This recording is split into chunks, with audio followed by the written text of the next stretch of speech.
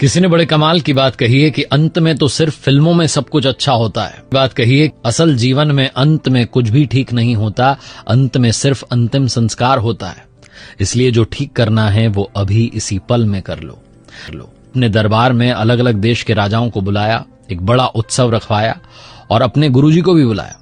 वहां पर राज्य की जो सुप्रसिद्ध नर्तकी थी उसको बुलाया गया नृत्य करने के लिए, और कुछ स्वर्ण मुद्राएं जो थी वो राजा ने अपने गुरुजी को दे दी कि अगर आपको लगे कि नृत्य अच्छा हुआ है तो आप इनको पुरस्कृत कर नृत्य कर। पूरी रात नृत्य चलता रहा और जब सुबह ब्रह्म बेला आई तो ब्रह्म बेला में वो जो तबले वाला था जो संगीत दे रहा था वो ऊँघने लगा, उसको नींद आने लगी और नर्तकी नाचती चली जा रही थी। जब उसने देखा कि तबले वाले को नींद आ रही है, ऊँघ रहा है, तो नर्तकी ने अपने तबले वाले को आगाह करने के लिए, सतर्क करने के लिए एक दोहा पढ़ा, और दोहा यूं गई थोड़ी रही या में पल पल जाए, एक पलक के कारणे यूं ना जन्म गमाए, एक पलक के कारणे यूं ना कलंक। उसने वो दोहा पढ़ा और जैसे ही उसने दोहा पढ़ा वो तबले वाला जो था सतर्क हो गया, वो फटाफट जो है अपने वापस से संगीत की अवस्था में आ गया, बजाने लग गया।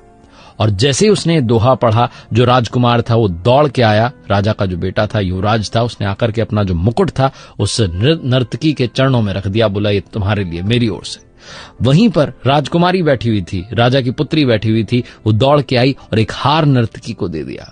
गुरुजी दौड़े और जाकर के जितने सिक्के थे सोने के उनके पास सब स्वर्ण मुद्राएं दे दी कि लो, स्वर्ण मुद्राएं दे दी कि लो भैया सारा तुम्हारा।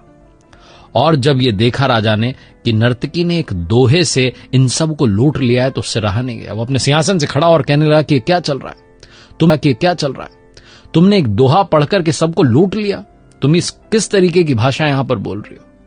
तभी राजा के गुरु ने कहा कि राजन आप शांत हो जाइए, मैं आपको बताता हूं कि इसने दोहा क्या पढ़ा है।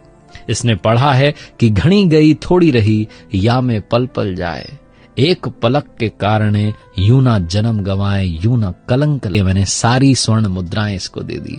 मैं मूर्ख था जो यहां चला आया, आपके कहने पर यहां चला आया और पूरी रात नर्तकी का नृत्य देखता रहा, जबकि पूरी उम्र मैंने जीवन इसमें मैं कलंक लगाने चला था। मैंने सारी स्वर्ण मुद्राएं इनको दे दी, अब मैं कमंडल उठाकर वापस अपनी साधना करने जंगल में जा रहा हूं। गुरुजी वहां से निकल लिए।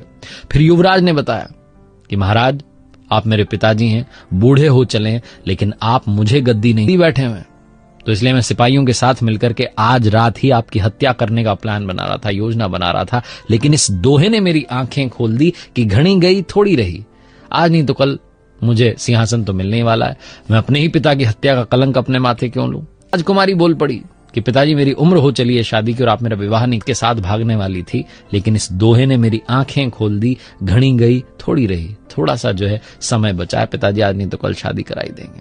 जब राजा ने कहा कि बेटा मैं तुम्हें अभी इसी पल इस राज्य का अगला राजा घोषित, कितने सारे राजकुमार आए हुए हैं, अपनी पसंद के राजकुमार के गले में वरमाला डाल दो।